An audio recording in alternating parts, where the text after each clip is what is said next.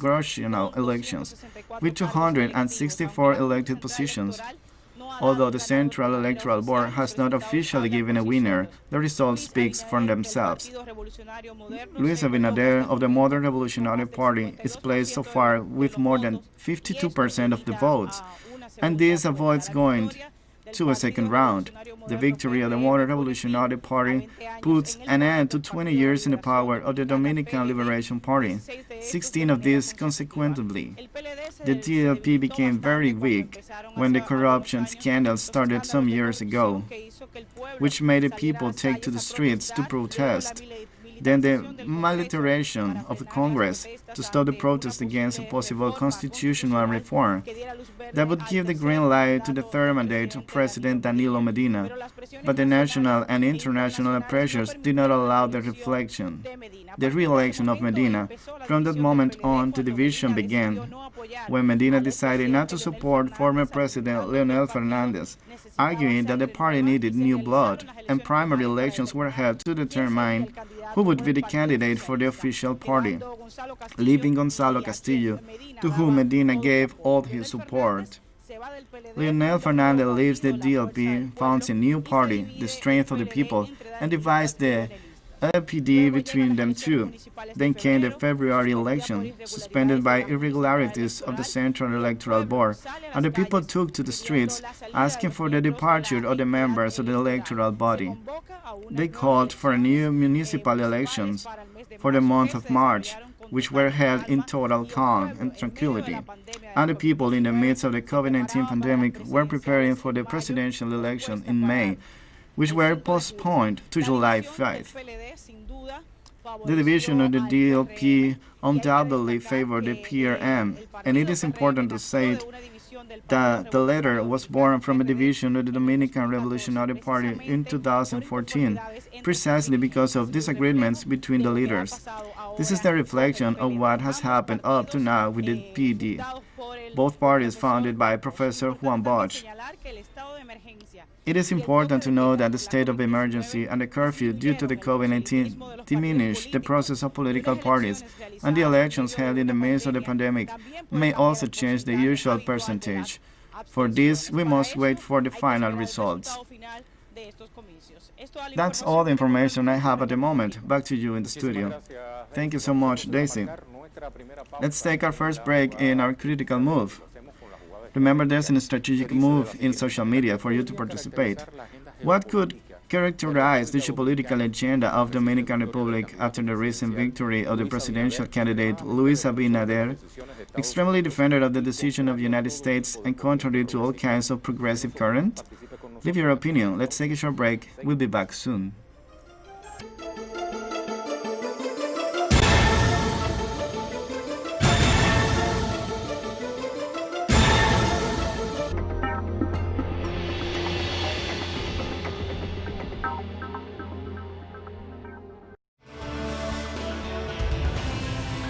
In a world infested by inequalities, abuse of power, and injustice, the American journalist Abby Martin covers the struggle for fundamental rights worldwide, deepening into the search of files which uncover the empire's strategies through our screen and web platform in English. The Empire Files with Abby Martin. Tuesday, only on TeleSUR. Innovation, science, the technological breakthrough, and its influence in society. Viajeros del saber, el futuro está aquí. Atomy. Monday, only on TeleSUR.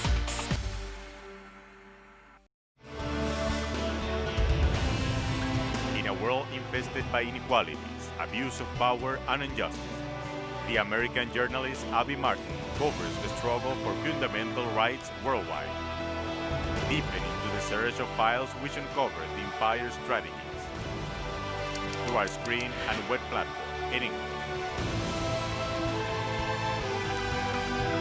The Empire Files with Abby Martin. Tuesday, only on TeleSUR.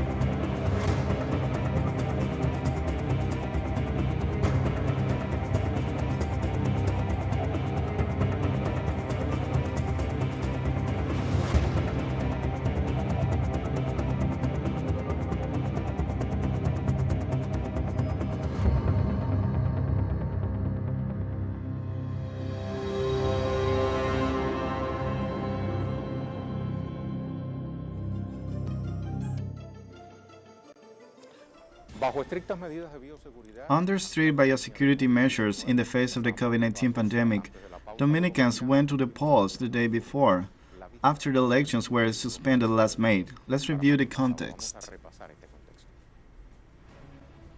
The Dominican Republic has developed 4 electoral processes in less than a year: primaries, municipal elections that were suspended, municipal elections outside of the country, and extraordinary presidential and congressional elections. The antecedent of irregularities of the municipal elections of last February, the restrictions to the campaign actions due to the eruption of the pandemic, and changes in the correlation of political forces were issues that marked the path of the presidential election of July 5, where President Luis Abinader, candidate of the opposition Modern Revolutionary Party, was elected. This process was also marked by popular discontent expressed in a series of demonstrations that took place last year, after the controversy unleashed by President Danilo Medina, when he called for the modification of the Constitution to enable his re-election to a third term of office. Different sectors of the country mobilized to express their indignation. There were also protest actions by Dominicans abroad. This situation made the president give up his attempt. The municipal elections were scheduled for February of this year and were suspended until March due to the irregularities in the electronic voting system, which showed that the computer solution was not ready. The opposition parties and citizens regretted the suspension of the elections and demanded the resignation of the Central Electoral Board. There were street protests for a month in response to allegations of fraud. In the midst of the COVID-19 pandemic, which also afflicts the Dominican Republic, the presidential and congressional elections were finally held on July 5.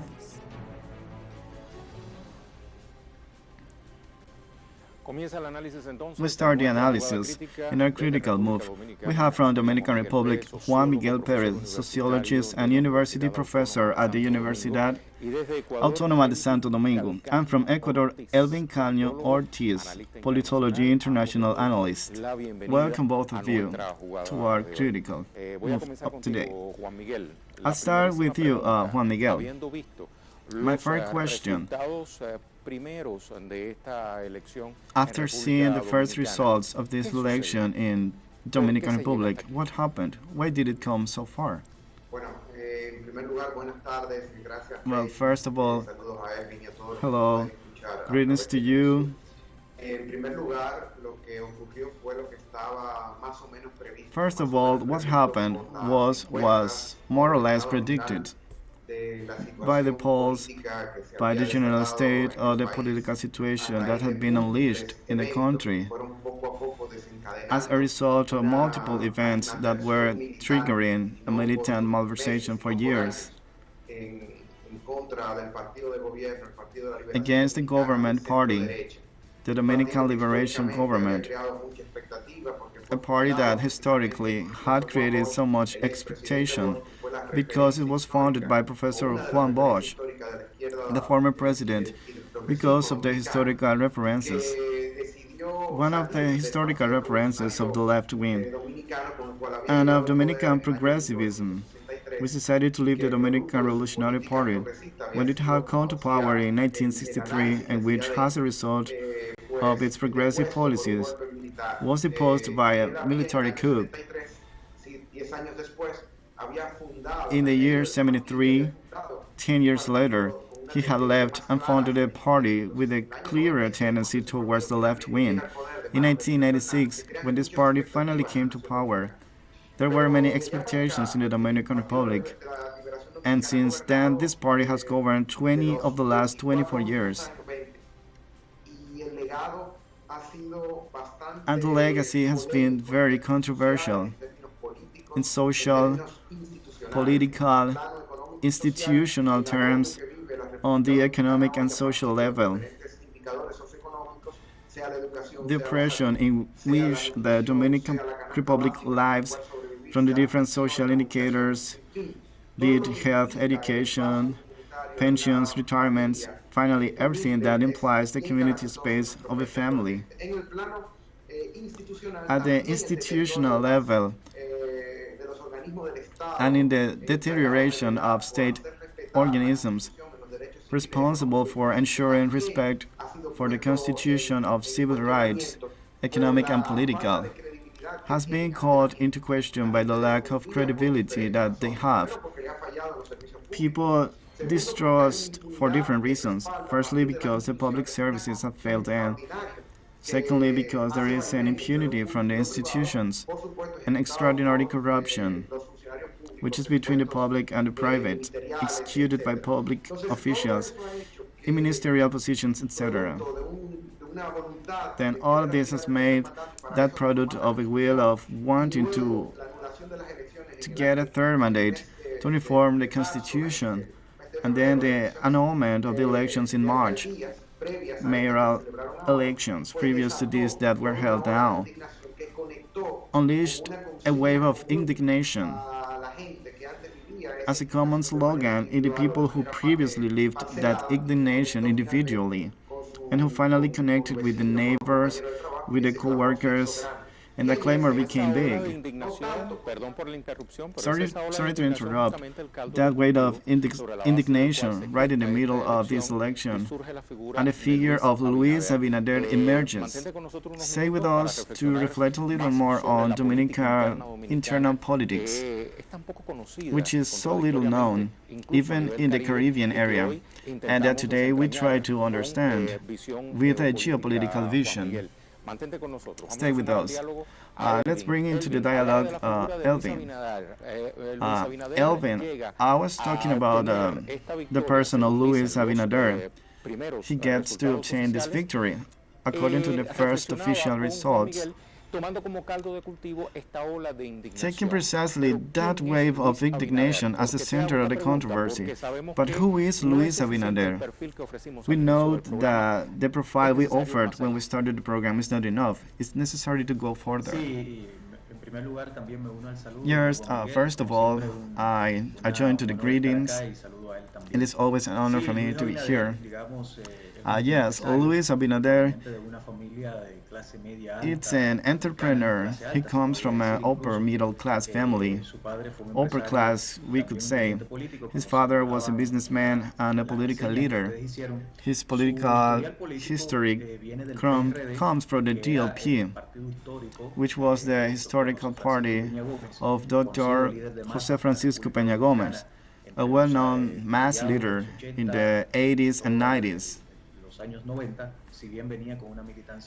But it was in the 80s when he stood out as a leader in the Dominican Republic. This party was also founded by Juan Bosch in the 40s, from the exile during the dictatorship.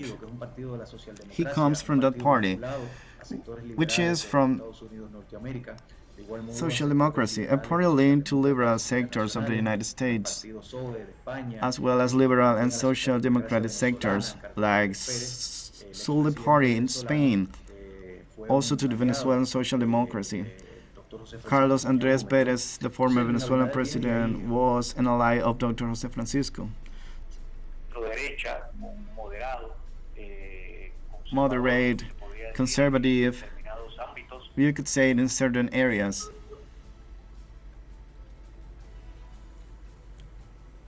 Thank you so much, Elvis. While we re-establish communication, we will continue along that same line with Juan Miguel. Elvis was offering us a characterization about who is Luis Abinader, and above all, what is his lineage. It is very important, I repeat, in this aspect to understand, so in order to know where the Dominican Republic is going in the near future. Yes, it's a paradox. Starting with the name, the Dominican Revolutionary Party. From that name, you could think that it would be lean to the left wing, but in reality, it has always been in the center. But within that center, there's been a dominant conservative, that is, the most conservative part. And that has been very constant and stable within the political performance.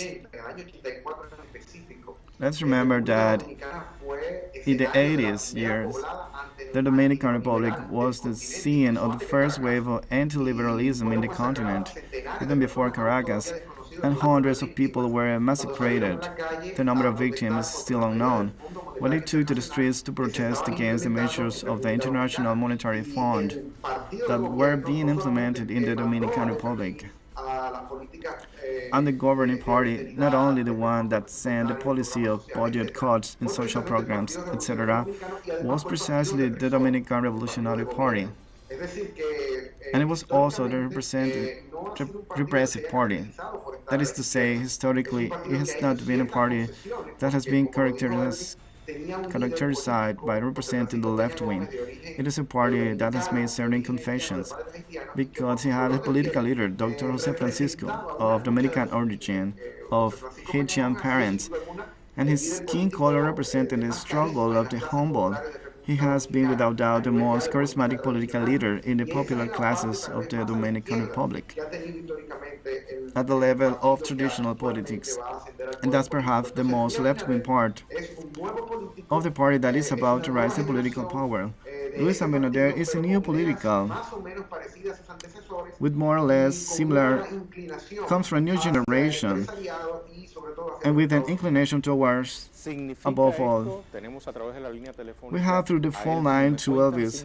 So this means that this majority election by Luis Abinader will have repercussions on the economy, the geo-economy of the Dominican Republic, favorable not only for the high classes of that country but for the people.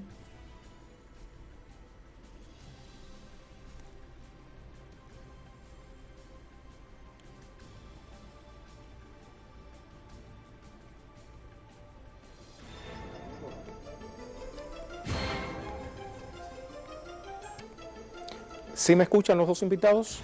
Do you hear me? Can Juan you hear Miguel, me? te reitero la pregunta. Juan Miguel, I can Sí, ask es you que se la había again the same formulado a question. Elvin, pero no I me had escuchó, asked entonces te Elvis la the puedo question, formular a ti but sin I ningún can tipo de ask you the problema. same question.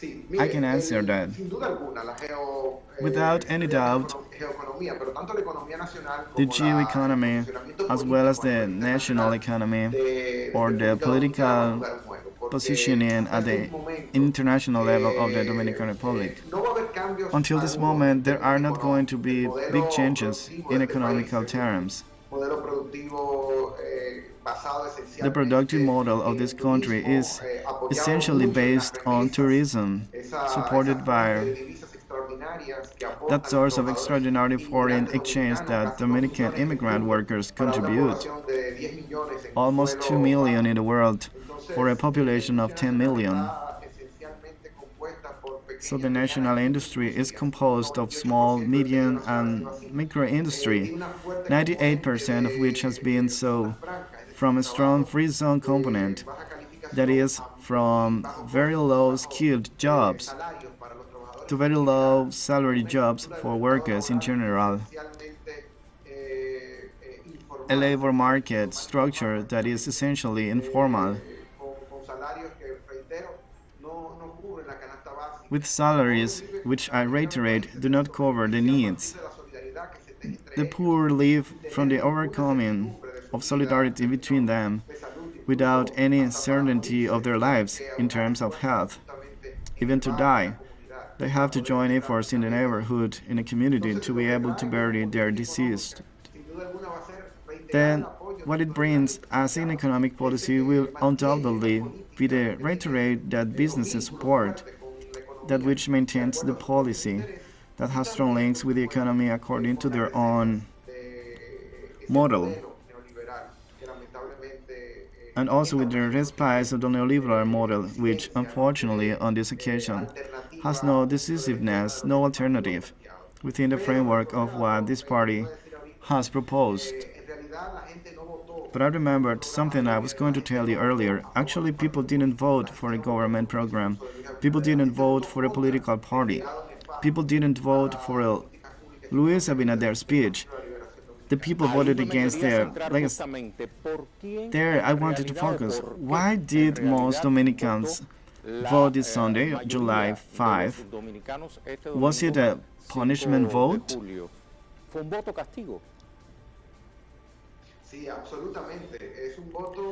Yes, absolutely. It is a vote which today the social networks, social media, the journalists, that, for example, on the issue of corruption and impunity, Altagracia Salazar, a great journalist of this country, said that there is a lot of roots within those uprooted from politics.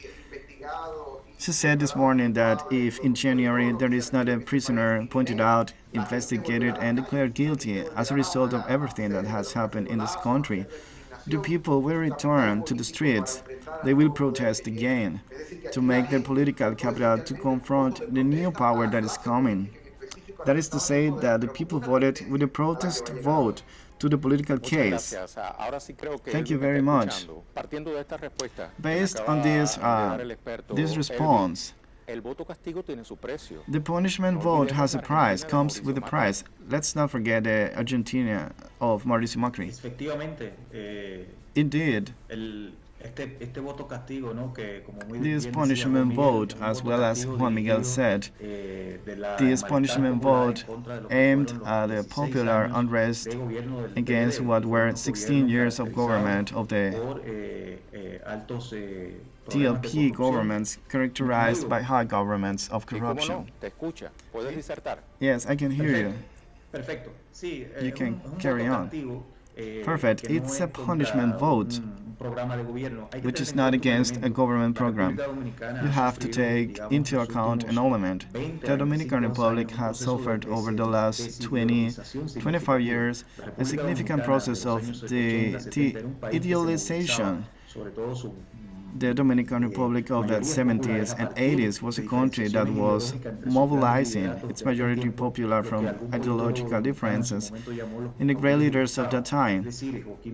What some Dominican political scientists at the time called caudillos ilustrados, that is, the right wing of Trujillo tradition, Professor Juan Bosch of a progressive vision, and Dr. Jose Francisco Peña Gomez of the more center-left social democracy. And those were the ones who mobilized the people, despite their ideological differences, only by the governments of the LPD, who have adopted the neoliberal model, not only understood as a management model of the economic model, but as a formatting of the common sense of the mentality of the Dominicans. And this has had the effect that the Dominican people today are not moved by ideological issues, but by elements that have to do with the fragility and incidence of the middle class, very important in the Dominican Republic, significant in its capacity for social reproduction. That was key in the mobilization that were carried out against corruption from the year 2017. It's the people that didn't vote for a government program. In this camp, only was a candidate, Luis, who caused a discomfort popular, and the representative PLD represented that tired population. That was the trigger. And also guiding the Dominicans. So I ask you again, what are the dangers in the fact that having a vote in the polls without a previous political argument about what's going on in the country, just giving a vote by punishing the current executive with a person that won't hesitate. Yes, obviously, it's a risk without any doubt. We don't know exactly so far what it's going to do when they talk about changes, but they say in as part of their campaign, they were the significant during the campaign, but we don't know exactly what are the changes they are talking about. As Juan Miguel said, it's going to be key that from one side, taking care what it has to do right now with this health emergency, prevent it from becoming a major contagion zone, because the foundations of the Dominican economic has been very hit by the coronavirus, such as tourism and exportation of the franc zone. And then will come the topic of if this government is going to impunity. Yesterday at the celebration, people were asking, were crying out loud to stop this corrupted throughout the public money. But in order for that to happen, I'm not very sure, because there should have been some sort of breaches, not only from the PLT, but also in the political interests that goes revolve around all these big corruption cases. And in concrete terms, it's like flipping a coin, because they voted for the change that they exactly have no idea that what is going to be this change all about. But the people decided, not necessarily to know if they have clear political standing. We would have to see in the coming months, in the context of what's going to happen in the government for the coming months in the next year. And also it's important to say there are some progressive sectors that are linked to the PRM. We have to see what would be the role once they come in the government, and especially in that area with the majority of the Dominican people that processes that steal in the Dominican Republic. Indetermination, that is the word that is ruling right now. Thank you so much. And I also thank Juan Miguel for your time for our critical move of TeleSUR. Thank you, and I'm sorry for the interruption, but I think it was a good time. See you soon. Let's take another break. Before the break, I have a map. I owed you a historical geographical sketch of the country that is now the focus of our analysis. And remember, we also have our strategic move on Twitter. We'll be back after this material. Dominican Republic, geostrategic Caribbean enclave. Located in the American continent, specifically in the heart of the Antilles, and located on the island of Spain, the Dominican Republic is the second largest country in the Caribbean, after Cuba, with an area of 48,448 square kilometers. To the north, it borders the Atlantic Ocean, and the south, the Caribbean Sea. To the east, the Monarch Channel, through which is separated from Puerto Rico, and to the west it shares a land border with Haiti. Its capital and most populated city is Santo Domingo. Historically, the Dominican Republic has been governed by colonial powers. It was originally inhabited by the original Taino people on December 5, 1492, with the arrival of Christopher Columbus to the island. It became the first permanent settlement of the Spanish crown in America, with all the abuses that colonization entailed. The city of Santo Domingo became the first capital of Spain in what was